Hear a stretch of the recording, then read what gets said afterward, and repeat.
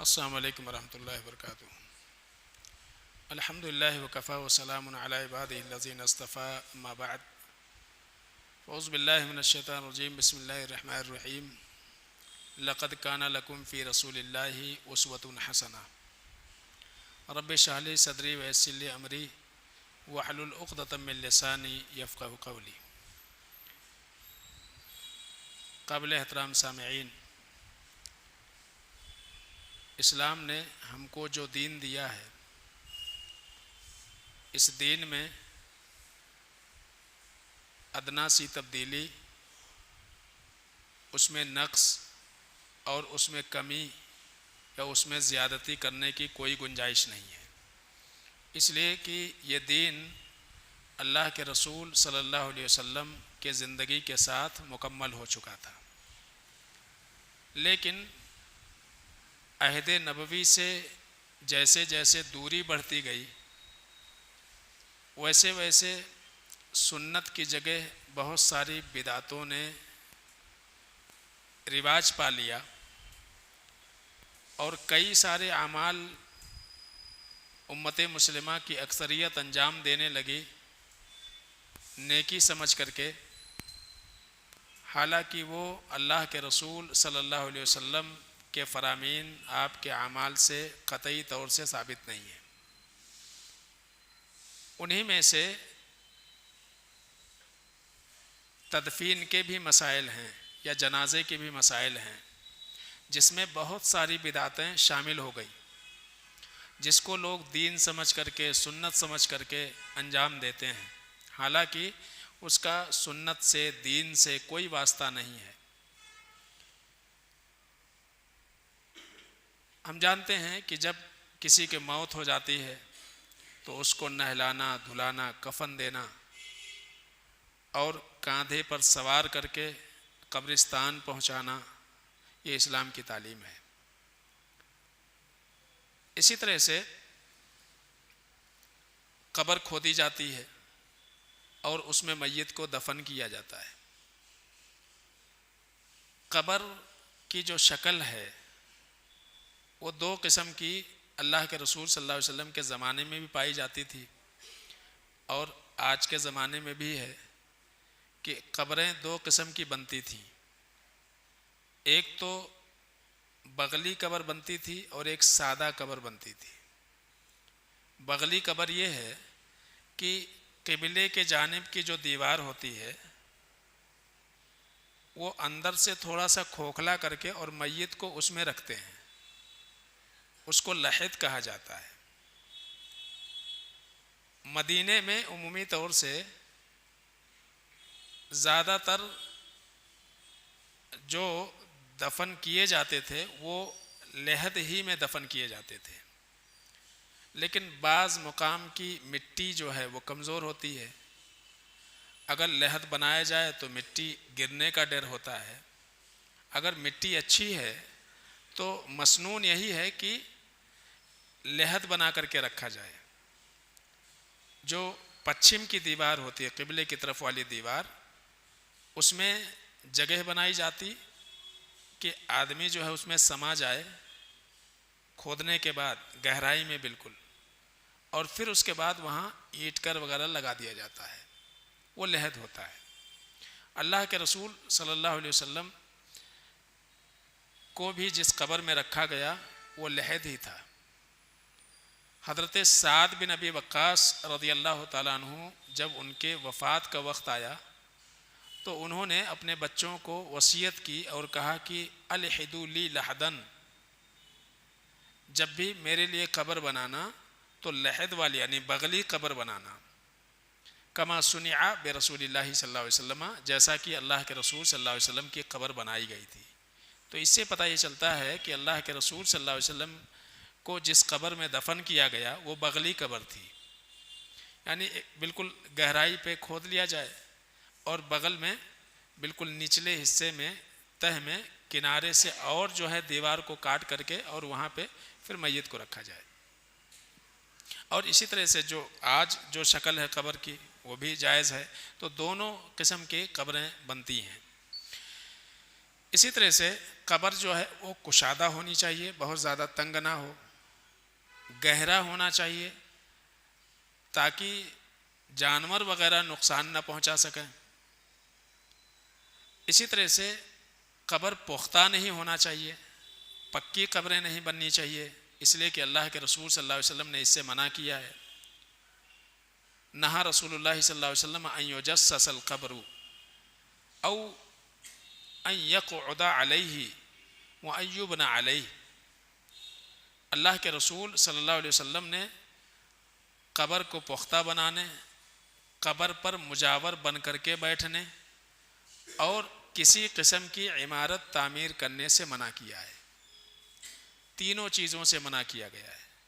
نہ مجاور بن کے بیٹھ سکتے ہیں جیسے کہ آج کل مزاروں پر ہوتا ہے، اس لیے کہ یہ شرک کی طرف انسان کو لے کر کے جاتی ہے، اس لیے قبر کو پختہ بنانے کی ضرورت نہیں ہے، اس کو پکا کرنے کی ضرورت نہیں ہے۔ اللہ کے رسول صلی اللہ علیہ وسلم نے اس سے منع کیا ہے۔ اسی طرح سے اللہ کے رسول صلی اللہ علیہ وسلم نے بھی منع کیا کہ لا تجلسوا علی القبور، قبروں کے اوپر بیٹھا مت کرو۔ کوئی قبر ہے تو اس کے اوپر آپ بیٹھ نہیں سکتے ہیں۔ ولا تصلوا علیہا، اور نہ ہی اس کی طرف منہ کر کے نماز پڑھو، اس سے بھی منع کیا گیا ہے۔ یعنی قبر ہے اگر آپ کے قبلے کی طرف اور کوئی دیوار نہیں تو آپ اس کی طرف منہ کر کے نماز نہیں پڑھ سکتے، منع کیا گیا ہے۔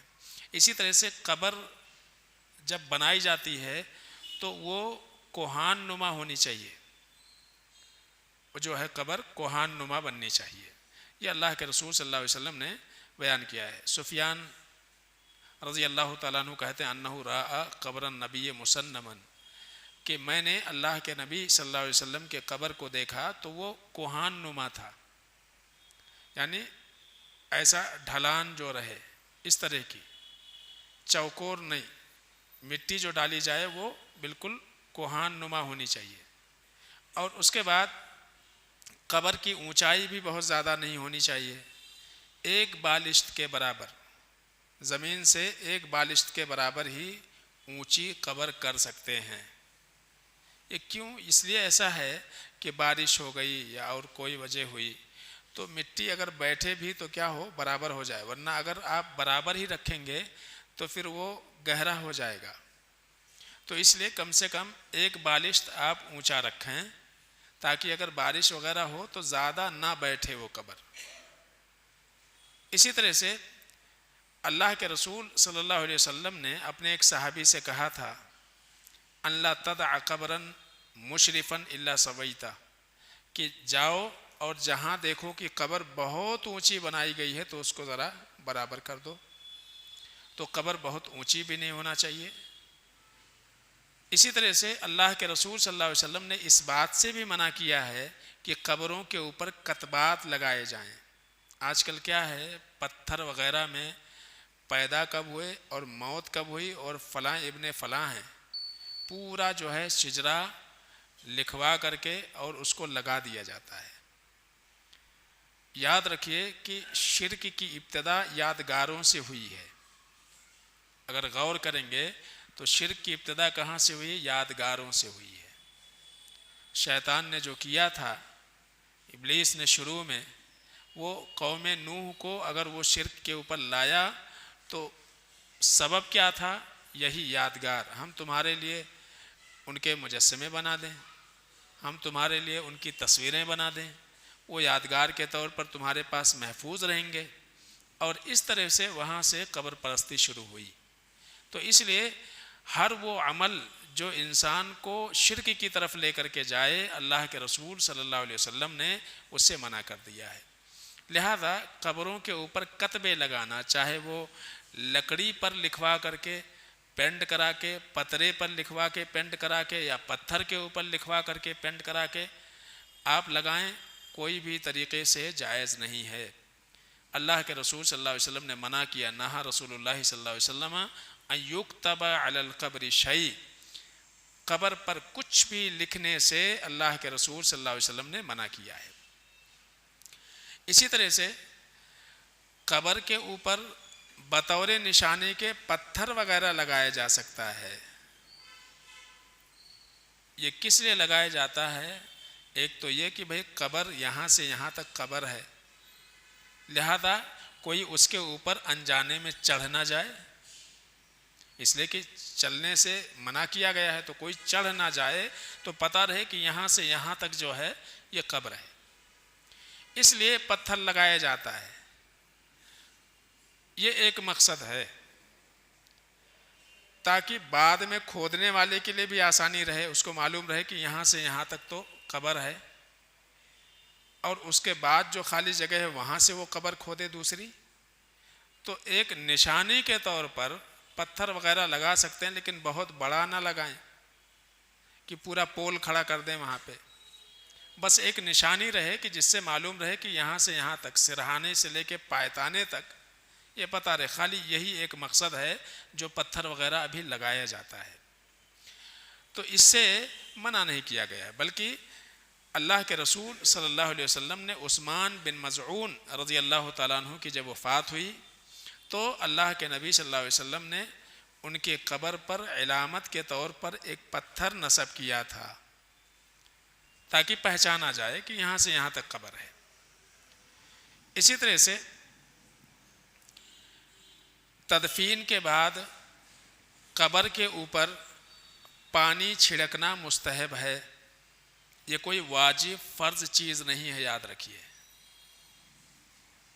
اب بارش کا موسم ہے، مٹی ویسے ہی گیلی ہے، اب پانی ڈال کر کے اس کو اور گیلا کریں، بہنے لگے، تو یہ مقصد نہیں ہے۔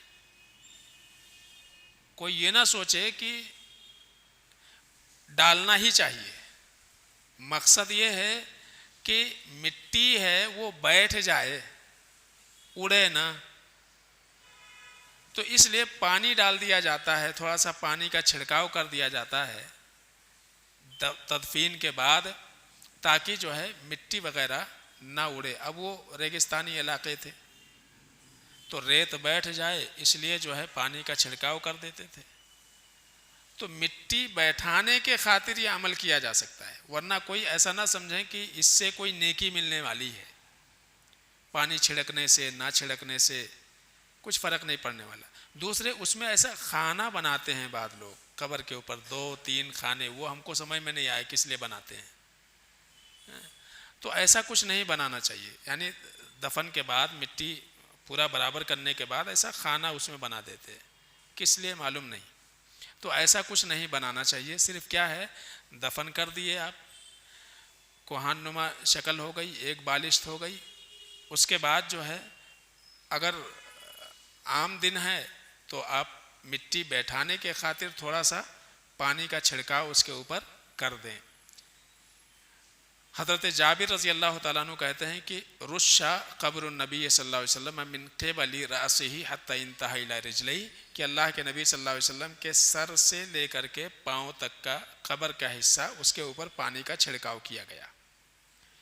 تو پانی چھڑک دینا چاہیے، یہ کیوں ہے؟ ایک وجہ ہے اس کی، تاکہ مٹی بیٹھ جائے۔ اسی طرح سے دفن میں خاص طور سے آپ جانتے ہیں کہ تدفین تک جو ہے اگر کوئی شریک ہوتا ہے جنازے میں، تو اللہ کے رسول صلی اللہ علیہ وسلم نے فرمایا کہ 2 قیرات کا ثواب ملتا ہے اس کو، یعنی 2 پہاڑوں کے برابر نیکی اللہ رب العالمین دیتا ہے۔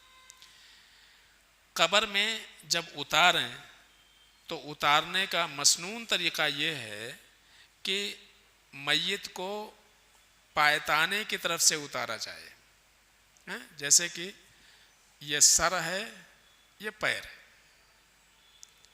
اور ایسے ہی ہم لٹاتے ہیں، سر ادھر رہتا ہے، پیر ادھر رہتا ہے۔ اب ہمارے یہاں عمومی طور سے یہاں شہر میں کیا چل رہا ہے کہ یہ قبر ہے اور چارپائی لے جا کر کے یہاں رکھی جاتی ہے، اور میت کو ایسے ہی اتار دیا جاتا ہے۔ حالانکہ مسنون یہ ہے کہ چارپائی یہاں رکھی جائے، یہ قبر ہے، چارپائی یہاں رکھی جائے، اور اب یہ سر ہے، ایسا داخل کیا جائے، سمجھ رہے نا، پیر ادھر ہے تو یہ سر ہے، تو چارپائی یہاں رکھیں گے آپ، اور میت کو چارپائی میں سے نکال کر کے اور آپ سیدھا ایسے قبر میں لائیں، یعنی سر کی طرف سے لائیں. یہ مسنون ہے، یہی طریقہ ہے، سنت کا طریقہ یہی ہے. لیکن یہاں عمومی طور سے رواج یہی ہے کہ یہ قبر ہے اور یہاں لا کر کے چارپائی رکھ دی جاتی ہے اور ایسے اتار لیا جاتا ہے. تو یہ مسنون طریقہ یہ ہے کہ پایتانے کی طرف سے یعنی پیر کی طرف سے آپ دھیرے دھیرے دھیرے دھیرے لا کر کے میت کو قبر میں اتاریں، یہ مسنون ہے. اسی طرح سے میت کو قبر میں اتارنے کے لیے اگر عورت ہے تو محرم ہی کو اترنا چاہیے. وہ رشتہ دار جو ان کے محرم ہیں وہ قبر میں اتریں، اور اگر مرد کی ہے تو کوئی بھی اتر سکتا ہے، لیکن جو ان کے قریبی ہیں وہ زیادہ حقدار اس بات کے ہیں کہ وہ اتریں قبر میں. اسی طرح سے جب قبر میں لٹائیں گے تو جو بندھن، 3 بندھن رہتا ہے، ایک پیر کے پاس، ایک کمر کے پاس اور ایک سر کے پاس، تو وہ بندھن کھول نہیں دینا ہے بلکہ تھوڑا سا اس کو ڈھیلا کر دینا چاہیے. اور کوشش یہ کرنا چاہیے کہ میت کو ہلکا سا داہنے کروٹ کر دینی چاہیے. اب یعنی یہ میت ہے اور یہ سر ہے، یہ پیر ہے، تو اس کو ہلکا سا قبلے کی طرف، پورا نہیں گھمانا ہے کہ کروٹ دے دیں، ہلکا سا جو ہے آپ موڑ دیں ان کو قبلے کی طرف. ادھر سر کی طرف کوئی پتھر وغیرہ نیچے مٹی وغیرہ لگا دیں تاکہ ہلکا سا ان کے چہرے کا جھکاؤ قبلے کی طرف ہو جائے. یہ اس لیے نہیں کہ ان کو نماز پڑھنی ہے جیسے کہ لوگ مصلی رکھ دیتے ہیں، بلکہ اب موت کے ساتھ عمل کا سلسلہ ختم ہو گیا. یہ ایک مسنون عمل ہے، اس پر عمل کرنا چاہیے. اس لیے کہ کسی بھی وقت آپ دفن کریں، آپ کے وہاں ہٹتے ہی فرشتے پہنچ جاتے ہیں، اور اس وقت جب مردے کو اٹھا کر کے بٹھایا جاتا ہے تو جو وقت رہتا ہے وہ وہی کہ اب سورج ڈوبنے والا ہے، وہ وقت رہے گا. آپ رات میں دفن کرو، دوپہر کے وقت دفن کرو، صبح میں دفن کرو، لیکن جب میت کو قبر میں اٹھایا جائے گا تو اس کو جو وقت نظر آئے گا اس وقت وہ یہی کہ اب سورج ڈوبنے والا ہے، قریب ہے. تو اگر وہ نمازی ہے تو وہ کہے گا کہ بھائی دیکھو سورج ڈوبنے والا ہے، مجھے پہلے نماز پڑھنے دو. لیکن وہاں فرشتے کہیں گے کہ عمل کا سلسلہ تو ختم ہو گیا، اب آپ جہاں ہیں آپ ہمارے سوالوں کا جواب دیجئے. تو وہ وقت رہے گا اس کا، تو ہلکا سا کروٹ کر دینا چاہیے. اللہ کے رسول صلی اللہ علیہ وسلم فرماتے ہیں الکعبۃ قبلتکم احیاء و امواتا، کعبہ ہی تمہارے زندہ اور مردہ سارے لوگوں کا قبلہ ہے. تو اس لیے دفن کے وقت ہلکا سا کروٹ اور چہرہ قبلے کی طرف ہلکا سا موڑ دینا چاہیے جتنا ممکن ہو اتنا. اسی طرح سے قبر میں جب اتاریں گے تو بسم اللہ علی ملت اللہ یا علی ملت رسول اللہ یا علی ملت سنت رسول اللہ، سمجھ رہے نا؟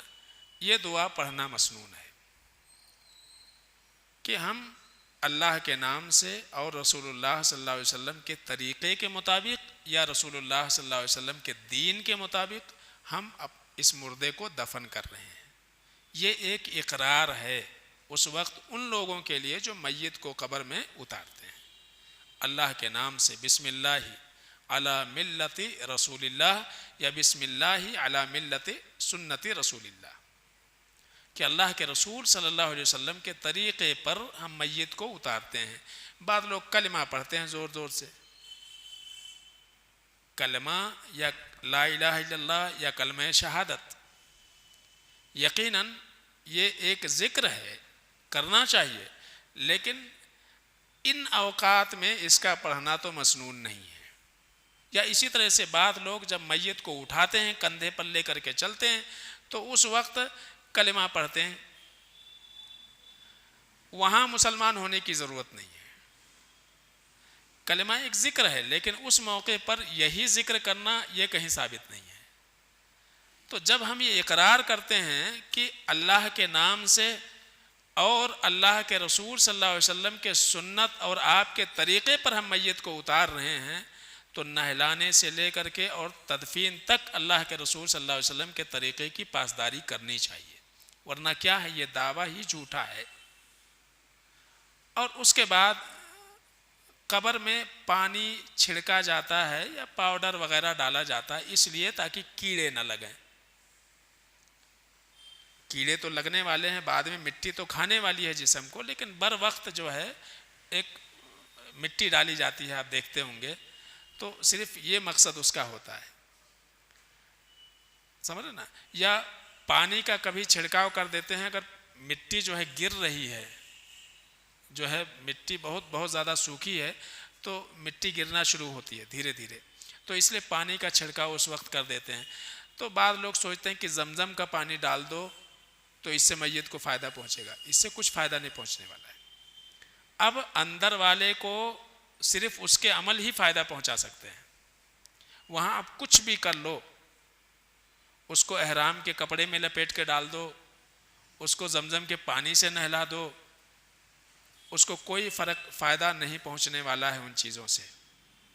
اس کو اگر فائدہ پہنچے گا تو اس کے اپنے اعمال سے جو اس نے کر رکھا ہے، جو اس نے آگے بھیجا ہے، اسی سے اس کو فائدہ ہونے والا ہے۔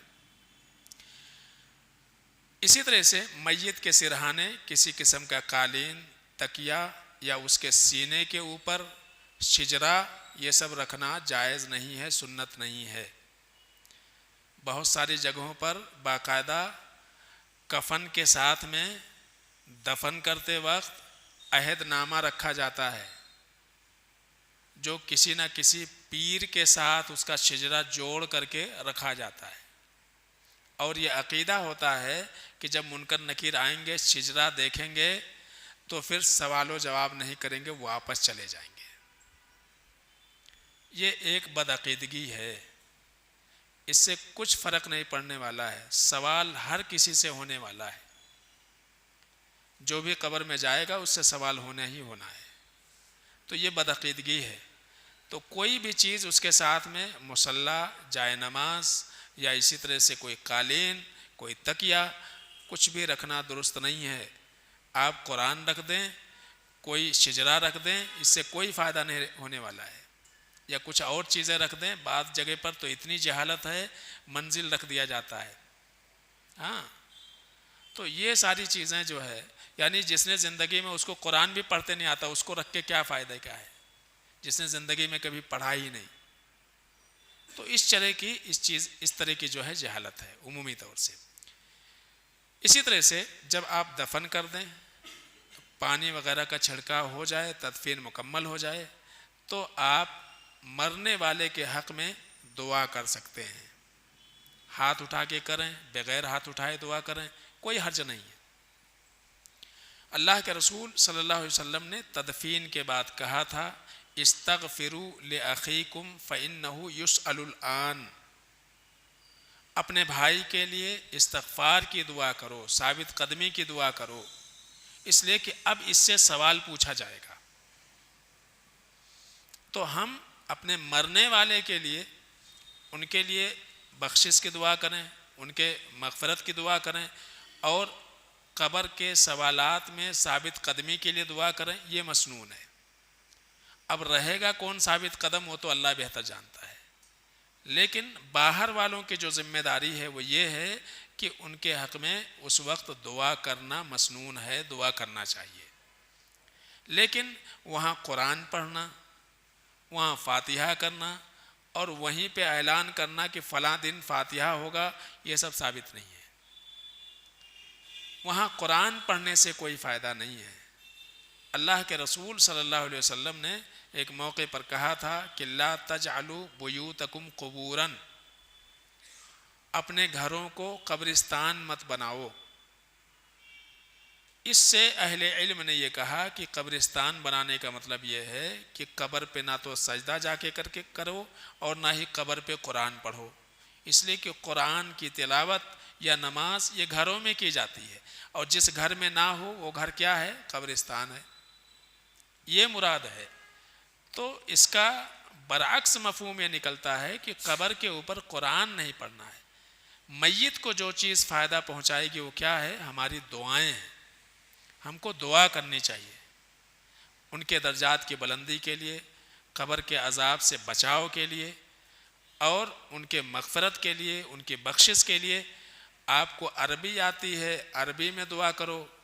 جو دعا عمومی طور سے پڑھ رہے ہیں نا، اللہم اغفر لحینا و میتنا، اگر وہی دعا آپ کو ہے وہی پڑھو، کوئی حرج نہیں ہے. یا ایک دعا اور، اللہم اغفر لہ ورحمہ وعافہ واعف عنہ، یہ دعا پڑھو. نہیں تو اپنے الفاظ میں، اے اللہ تعالیٰ ان کی مغفرت فرما، ان کی بخشش فرما، ان کے گناہوں کو معاف کر دے، ان کو سوالات کے جواب میں ثابت قدمی عطا فرما، اللہ تعالیٰ ان کو جنت عطا فرما، ان کے درجات کو بلندی عطا فرما. تو یہ ساری دعائیں آپ کر سکتے ہیں، سمجھے نا. تو اپنے الفاظ میں انسان دعا کر لے یا عربی الفاظ میں دعا کر لے، وہ دعا جو جنازے میں پڑھی جاتی ہے وہ مغفرت ہی کی دعا ہے. تو یہ ایک مسنون عمل ہے جو کرنا چاہیے. اسی طرح سے اس کے بعد دوسرا مرحلہ آتا ہے تعزیت کا. تعزیت کے معنی ہوتے ہیں تسلی دینا. تعزیت کا معنی ہوتا ہے تسلی دینا. کسی کے گھر میں میت ہو گئی، موتا ہو گئی، اس کو کوئی تکلیف پہنچی، وہ کسی مصیبت میں ہے، اس کے گھر پہ جا کر کے اور اس کو تسلی دینا، اسی کو تعزیت کہا جاتا ہے. اللہ کے رسول صلی اللہ علیہ وسلم نے ارشاد فرمایا، من عزا ثقلا کسی بردن فی الجنہ. جو انسان کسی انسان کی مصیبت میں اس کے لیے تسلی کا سامان کرے یا اظہار ہمدردی اس کے ساتھ جتائے یا کرے، تو اللہ تعالیٰ قیامت کے دن اس کو ایک ایسا لباس پہنائیں گے کہ جس لباس کو دیکھ کر کے لوگ رشک کریں گے، یعنی وہ لباس پانے کی تمنا کریں گے. تو پتہ یہ چلتا ہے کہ مصیبت میں کسی کے ساتھ کھڑے ہونا، اس کو تسلی دینا، اس کے ساتھ ہمدردی کا اظہار کرنا، یہ ایک نیکی کا کام ہے.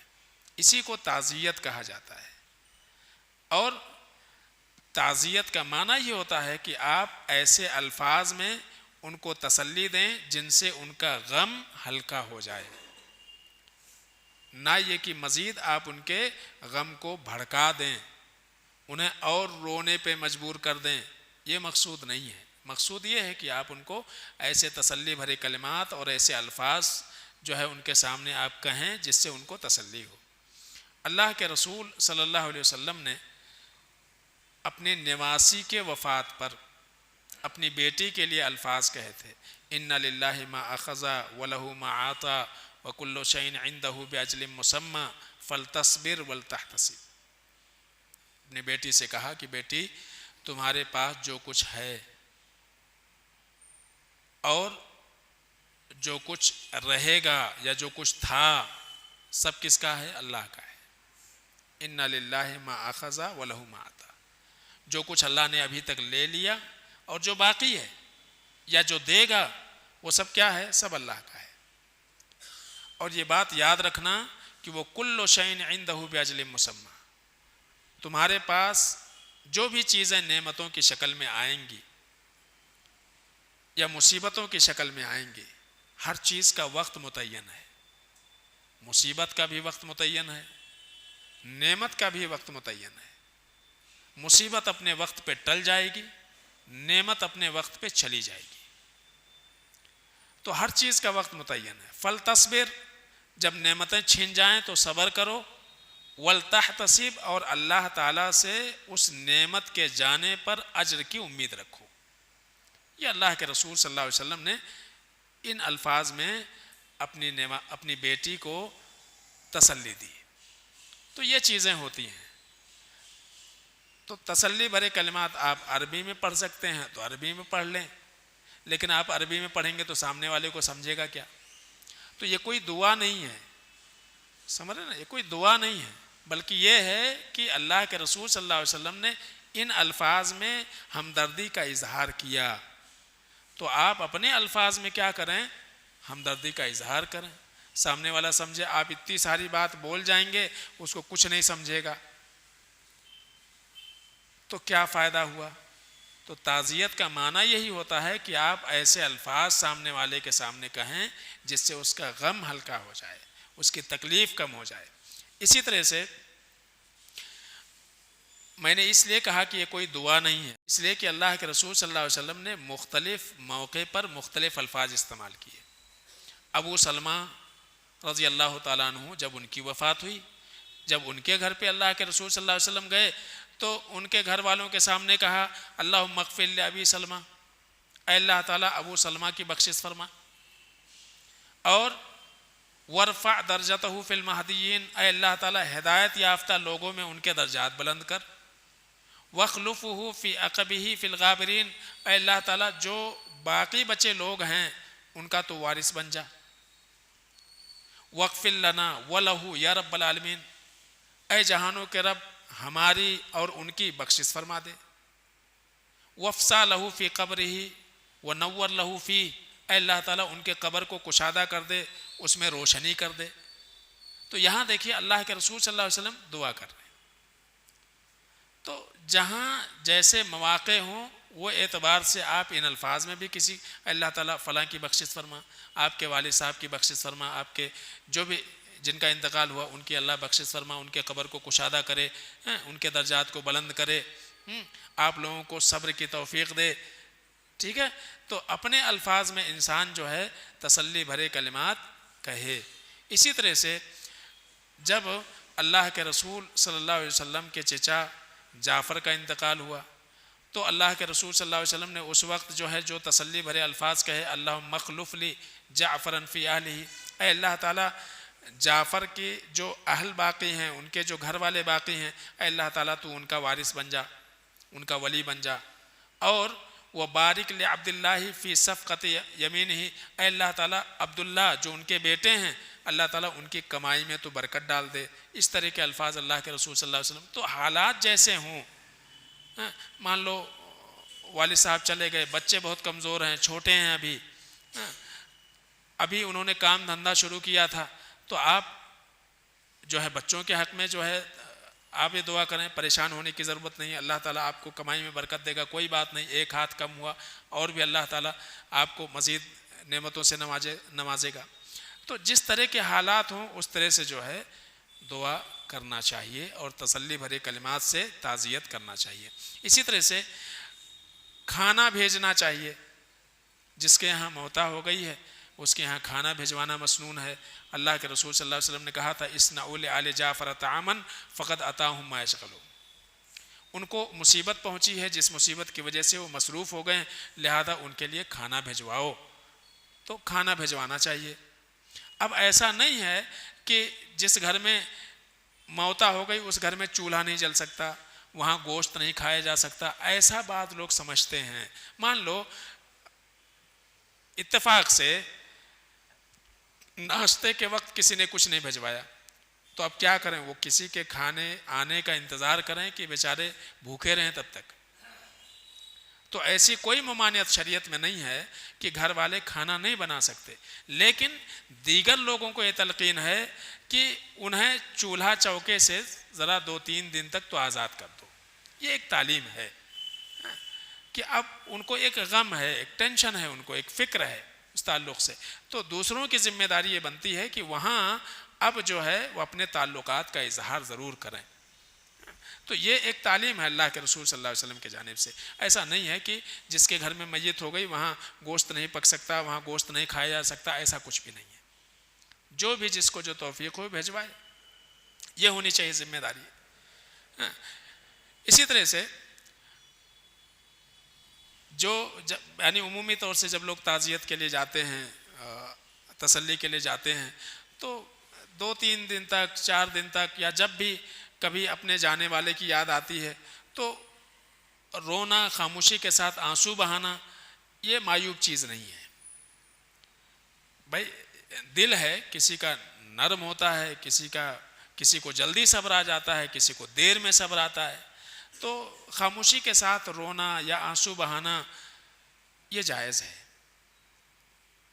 یہ جائز ہے۔ جو کہا گیا کہ میت پر رونا یہ نوحہ شمار کیا جاتا ہے، وہ کیا ہے؟ رونا زور زور سے، اور پھر اس میں مرنے والے کی خوبیاں، اس کی اچھائیاں بیان کر کے اور پھر بیان جو ہے رونا، یہ چیزیں نہیں ہونا چاہیے۔ خاموشی کے ساتھ آنسو بہہ۔ اللہ کے رسول صلی اللہ علیہ وسلم اپنے بیٹے کو قبر میں رکھ رہے ہیں اور آپ کی آنکھوں سے آنسو جاری ہے۔ صحابہ نے یہ چیز دیکھی کہ اللہ کے رسول آپ رو رہے ہیں، آپ نے تو رونے سے منع کیا ہے، تو اللہ کے رسول صلی اللہ علیہ وسلم نے فرمایا ان العین تدمع والقلب یحزن، کہ دیکھو دل جو ہے یہ رو رہا ہے، دل جو ہے وہ غمزدہ ہے، اور آنکھوں سے آنسو بہ رہے ہیں۔ ولا تقول الا ما ولا نقول الا ما يرضى ربنا، میں وہی بات کہتا ہوں جس سے اللہ پاک راضی ہوتا ہے، یعنی اللہ نے نعمت دی تھی اللہ نے لے لی، اولاد دی تھی اللہ نے لے لی، تو لیکن کیا ہے دل کا کیا کریں، دل تو نرم ہے اور اس کی وجہ سے جو ہے آنکھوں سے آنسو بہ رہے۔ تو بتانا یہ مقصود ہے کہ عمومی طور سے تعزیت کے لیے اہل علم نے ایک آخری بات امام نووی رحمۃ اللہ علیہ کہتے ہیں کہ تعزیت کے لیے کسی ایک جگہ بیٹھنا، سارے لوگوں کا جمع ہو کر کے گھر والوں کا بیٹھنا، پھر دیگر لوگ آنا وہاں بیٹھنا، یہ ایسا کوئی اجتماع نہیں کرنا چاہیے، سمجھ، ایسا کوئی اجتماع کرنے سے اہل علم نے منع کیا ہے۔ یہ ہے کہ بھائی آدمی کوشش یہ کرے کہ تدفین کے بعد اپنے کام دھام میں لگ جائے، یا کچھ ایسا کوئی مخصوص مقام نہ طے کرے جہاں لوگ آ کر کے اس سے ملیں یا ملاقات کریں، بلکہ چلتے پھرتے آدمی جو ہے وہ تعزیت کر لے، یا اس طرح کے حالات پیدا کریں کہ لوگ چلتے پھرتے آ کر کے وہ تعزیت کر کے نکل جائیں، یہ چیزیں ہونی چاہیے، ٹھیک ہے، تاکہ اس سے کیا ہوتا، تھوڑا سا غم ہلکا ہوتا ہے انسان کا، ملنے ملانے سے، ایک دوسرے کو دیکھنے سے، بات چیت کرنے سے تھوڑا سا اس کا ذہن جو ہے دوسری طرف مائل ہوتا ہے، تو ایک نیکی کا کام ہے، خیر کا کام ہے۔ اللہ سے دعا ہے کہ العالمین ہم سب کو سمجھنے عمل کرنے کی توفیق عطا فرمائے، آمین یا رب العالمین۔ السلام علیکم۔